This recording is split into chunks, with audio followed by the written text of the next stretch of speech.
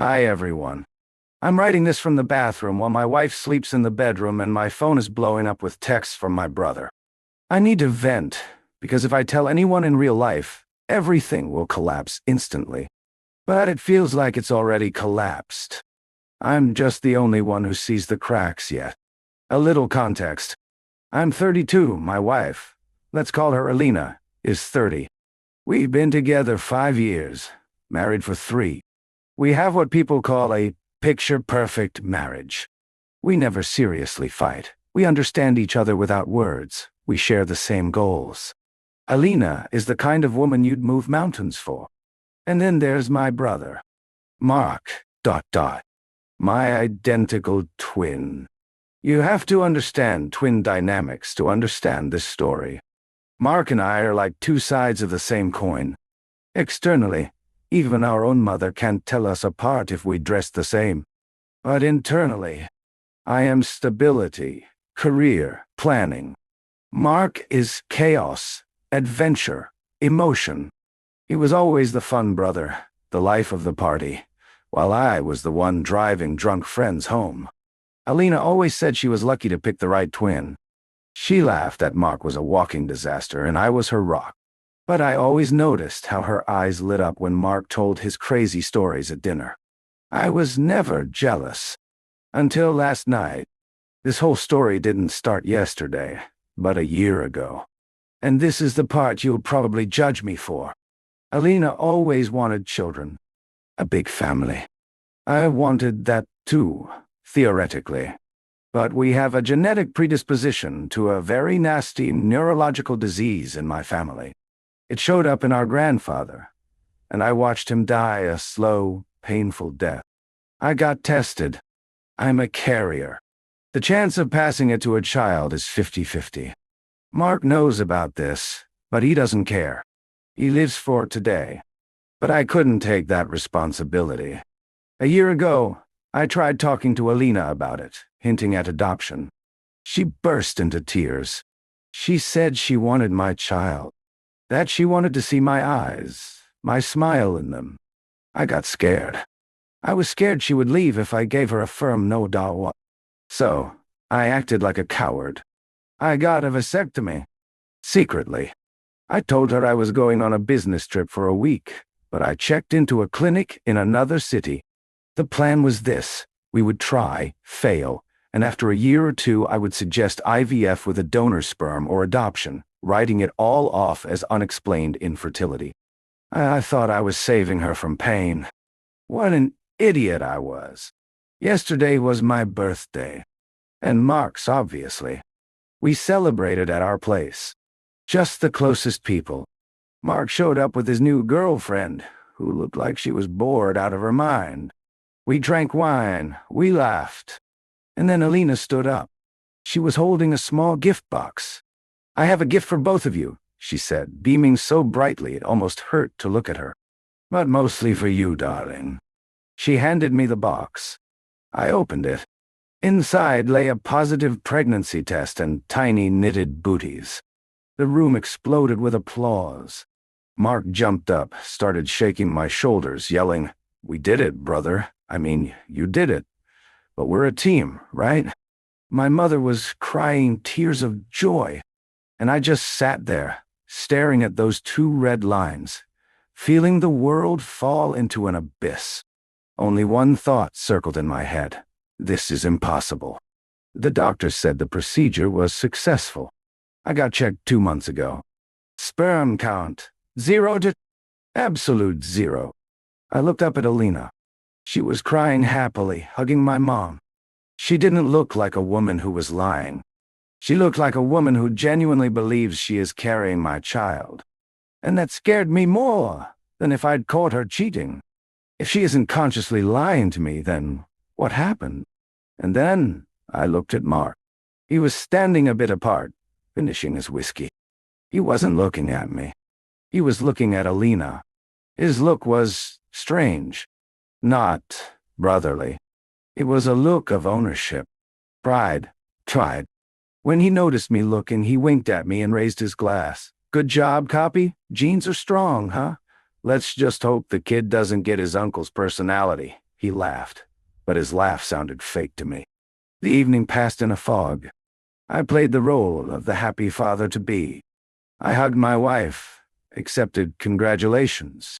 But in my head I was putting together a puzzle whose pieces I had ignored for months. 3 months ago, I was on a business trip. A real one, not faked. I was gone for 4 days.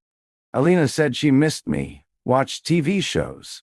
But when I got back, I found an empty beer bottle behind the washing machine in the bathroom. Craft beer that I hate, but that Mark loves. I asked Alina about it back then.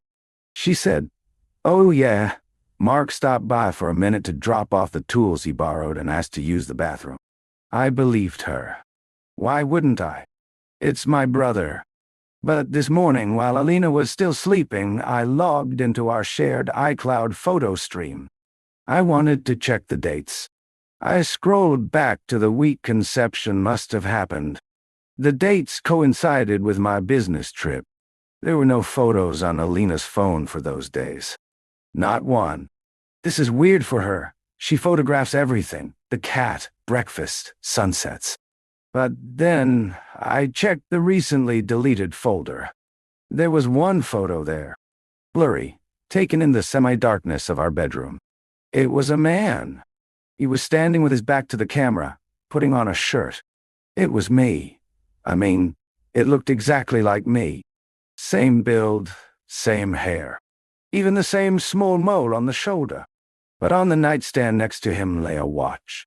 It wasn't my watch. It was a massive sports watch I gave Mark last Christmas. Cold sweat broke out over me. I am sterile. My wife is pregnant.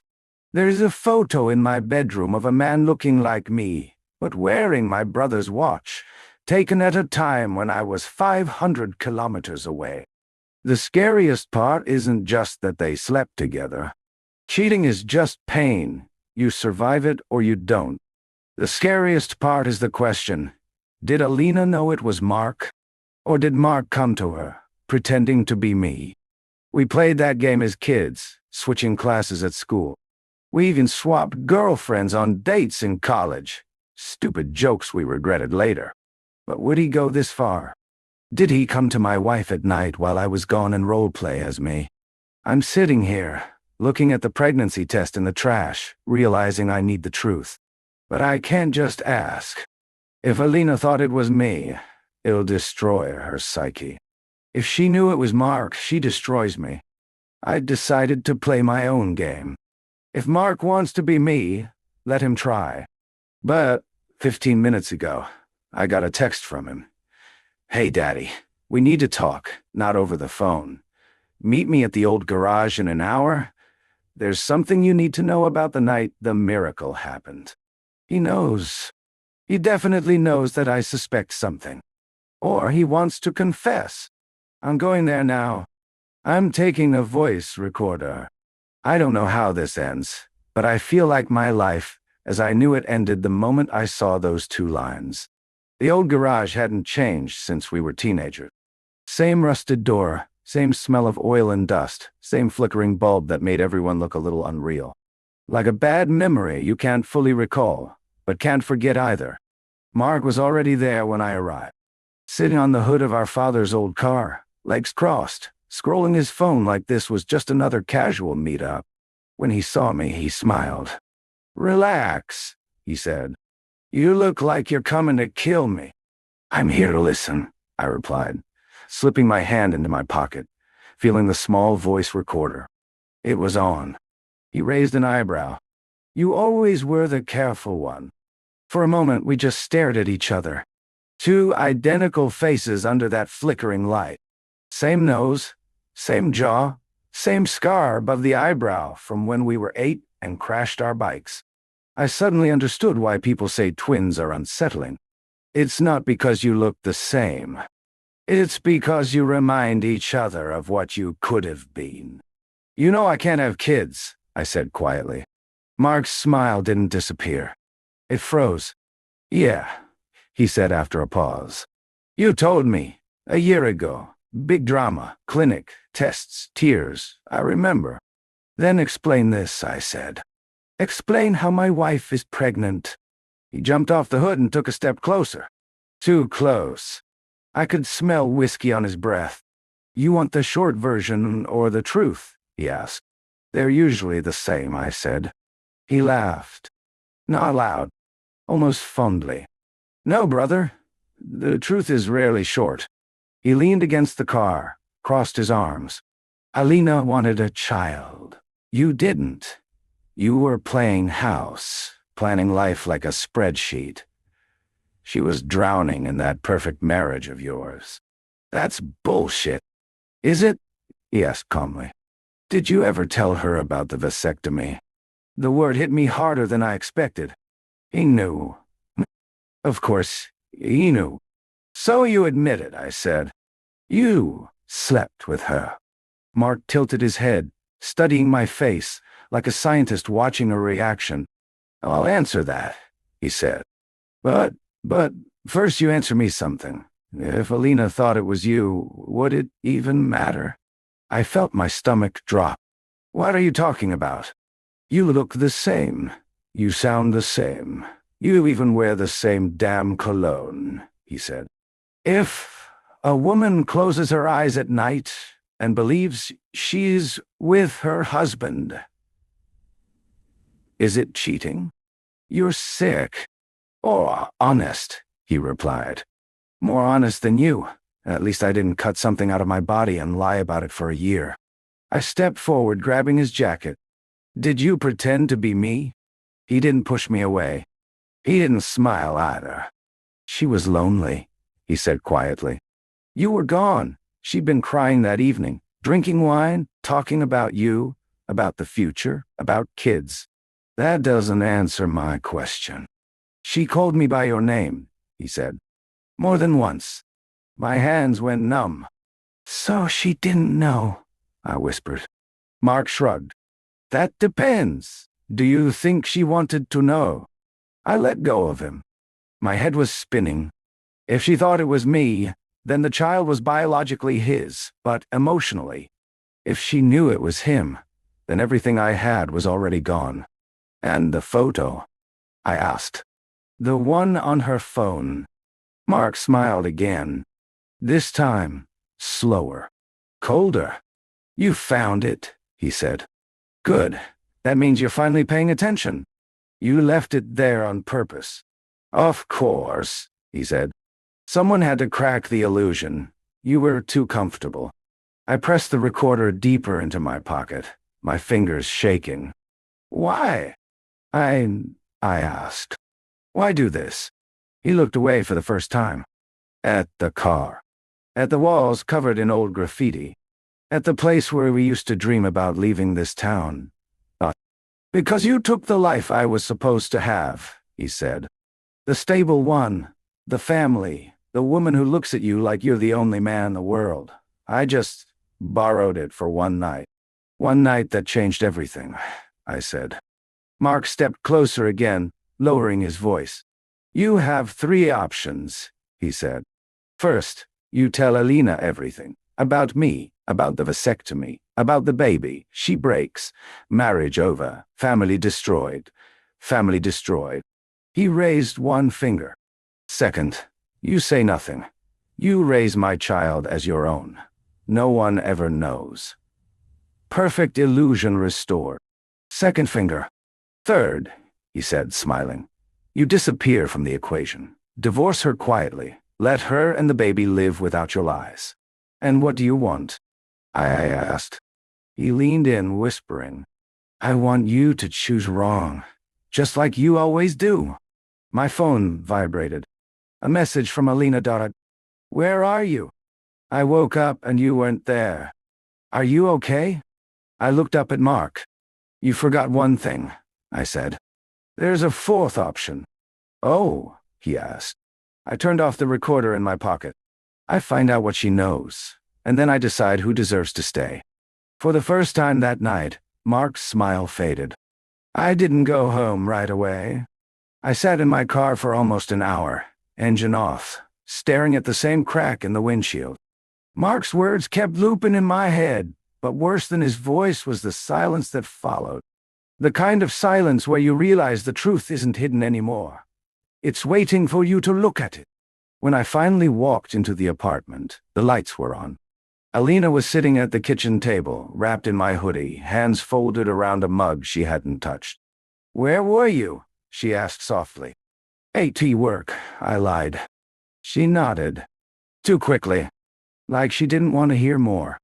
I sat across from her. For a moment, we just looked at each other. Same eyes, same familiar face. But something had shifted. Like a painting hung slightly crooked. You don't notice it until you do, and then you can't unsee it. "You've been distant," she said. "Ever since yesterday. Yesterday changed things." "Yes," she agreed. "It did." That was my first warning sign. She didn't say why. "Alina," I said carefully, "do you remember the week I was on that business trip 3 months ago?" Her fingers tightened around the mug. "Yes." "Do you remember who you saw that week?" She hesitated. Just a fraction of a second too long. "Your brother," she said. "Once, maybe twice. Why? Did he stay the night?" She laughed. A nervous, brittle sound. "No, don't be ridiculous." I watched her face as I spoke the next words. "Did you ever think, even for a moment, that it wasn't me?" The color drained from her face.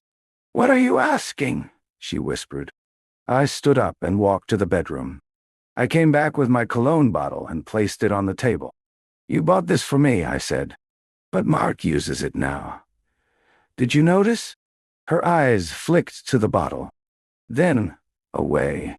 I pulled out my phone and opened the photo, the one from recently deleted. I didn't show it to her yet. I just let her know it existed. "There's a picture," I said, "taken in our bedroom. That night." Her breathing became shallow. "You deleted it," I continued. "But you didn't delete it fully. Why?" She stood up abruptly, chair scraping against the floor. "Because I didn't want to look at it," she said. "Because if I looked at it too closely, I'd have to admit something." "Admit what?" "That I knew something was wrong," she said, tears forming. "But I didn't want to know what." The words hit harder than any confession. "You're saying you suspected," I said. "I'm saying I chose not to ask," she replied. "I chose not to turn on the light." She sank back into the chair. "He came over," she said quietly. "He said you asked him to check on me. I was drinking. I was lonely. I missed you. Did you think it was me?" I asked. She shook her head slowly. "No," she said. "Not exactly." My chest tightened. "Then why?" "Big, I needed it to be you," she interrupted. "I needed to believe that if I closed my eyes hard enough, it would still count as my marriage, as my life." Silence filled the room again. Thicker now. "And the baby?" I asked. She placed a hand on her stomach instinctively. "I don't know whose it is," she said. "Not because I'm stupid, but because I didn't want to know. I told myself biology didn't matter if love was real." That's when I understood the real horror. Mark didn't trick her. I didn't protect her. She made a choice, not between two men, but between truth and comfort. "There's something else," she said suddenly. I looked up. "That week, before anything happened, I found your medical papers." My blood went cold. "You left them in the drawer," she said. "The clinic, the procedure." I didn't understand everything, but I understood enough. "You knew I couldn't have children," I said. "Yes. And you didn't say anything." She looked at me, eyes red. "Because if I asked, you'd lie," she said. "And if you lied, I'd have to leave. I wasn't ready to lose you." I felt dizzy. "Oh, you let this happen," I said. "You let Ma." "I let myself not stop it," she corrected. "That's different. And worse." My phone buzzed again. A message from Mark. "She told you yet?" I showed Alina the message. Her face hardened. He wants control, she said, over both of us. And what do you want? I asked. She looked at me for a long time. I want this child, she said. And I want a life that doesn't collapse every time the truth knocks. I nodded slowly. I said quietly, is where everything ends. That night, none of us slept. Alina lay on the bed, turned slightly away from me, one hand resting on her stomach, the other clenched into the blanket like she was holding onto something invisible. I sat in the living room, lights off, listening to the refrigerator hum and the distant noise of cars outside. Every familiar sound felt Chujum, like I had moved into a replica of my own life. By morning, I had made a decision. Not a good one, not a clean one, just the only one that didn't feel like running. I texted Mark, come over. Tonight. We need to finish this. He replied, almost instantly. Glad you're finally ready to talk like family. When he arrived, Alina was already sitting at the table. Calm. Too calm. Her face was pale, but her back was straight. She looked like someone who had already lost something important and decided she would not lose anything else. Mark smiled when he saw her. Hey, he said lightly. Didn't expect an audience. This isn't your stage, I replied. Sit down. He did. Slowly. Deliberately. Like a man who still thought he was winning. I didn't ease into it. There was no point. I know everything, I said. About the night. About the clinic papers. About the photo. About the baby possibly being yours. Mark leaned back, crossing his arms. Possibly, he repeated. Funny word. Alina didn't look at him. She looked at me. I'm going to say this once, I continued. You don't get to play games anymore. Mark chuckled. And who's going to stop me? You? I placed my phone on the table and slid it toward him. The recorder app was open. I recorded our conversation in the garage, I said. Everything. Your options. Your little philosophy lesson about identity. His smile faltered. You wouldn't, he said. I already did, I replied. And I sent a copy to a lawyer. Silence fell heavy between us. Alina inhaled sharply. You what? I needed leverage, I said quietly. Against him. Against myself. Mark stared at the phone, then back at me.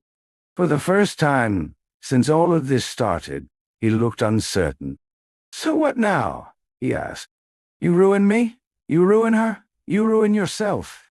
No, I said. You leave. He laughed, but there was no humor in it.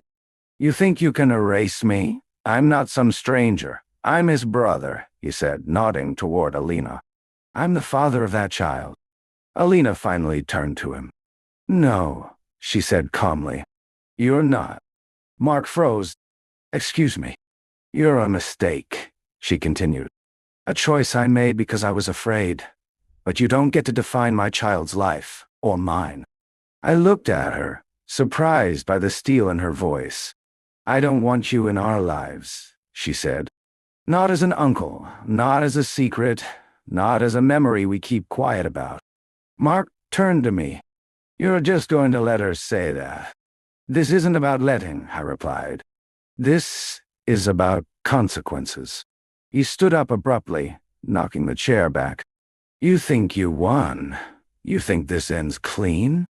It doesn't, I said. That's the point. I slid another envelope across the table. What's that? He asked wearily. A non-disclosure agreement, I said. And a condition. You sign it, you disappear. You never contact us again. You never tell anyone your version of this story. In return, the recording stays private. And if I don't? Then everyone learns the truth, I said. Including our mother. Including every future partner you ever have. Mark looked at the envelope for a long time. His hands trembled slightly as he picked it up. You always were the careful one, he muttered. He signed. When the door closed behind him, the apartment felt empty. Not peaceful, just hollow. Alina sat down slowly. So that's it? She asked. We pretend it never happened. No, I said. We stopped pretending. She looked at me with red, tired eyes. Then say it. I took a breath. I can't stay married to you, I said. Her face didn't change, but something inside her broke quietly. Because of him, she asked. Because of us, I replied. Because we both chose comfort over truth, and if we stay together now, everything will be built on fear. Tears rolled down her cheeks, but she nodded. I understand, she whispered. I'll help you, I continued. Financially, emotionally. I'll be there for the child, not as a lie, but as a choice, if you want that. She placed a hand on her stomach again. I don't know what I want yet, she said. But thank you for not taking this away from me. Weeks later, the apartment was empty. Divorce papers signed. Furniture divided. Silence everywhere. I moved into a small place across town. Some nights, I wondered whose eyes the child would have. Some nights, I didn't want to know. One evening, my phone buzzed. A single message from an unknown number. You chose wrong. I stared at it for a long time. Then I deleted it. For the first time in years, there was no illusion left to protect. And somehow, that felt like freedom.